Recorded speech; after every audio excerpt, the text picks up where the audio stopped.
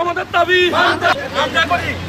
আমরা অবহেলিত, আমরা নিরাপত্তা নিয়ে একটু দেখে এবং আমরা আর বিনা বেতনে কাজ করবো না।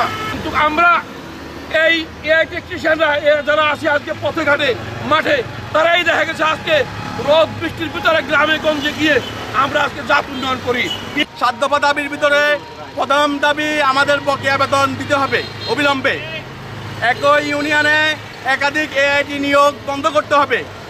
মাঠ পর্যায়ে যে কৃত্রিম প্রজনন নীতিমালা আছে তা মাঠ পর্যায়ে বাস্তবায়ন করতে হবে। আমরা যারা যোগ্য এআইটি তাদেরকে সঠিক নিয়োগ দিতে হবে। পর্যাপ্ত পরিমাণে কাজ করি, পানি সম্পদ উন্নয়নের মূল হাতিয়ার আমরা। আমাদের এই দাবির মধ্যে অন্যতম দাবি হচ্ছে আমাদের চাহিদা মতো সিমেন্ট সাপ্লাই দিতে হবে। আমাদের টার্গেট পথা বাতিল করতে হবে।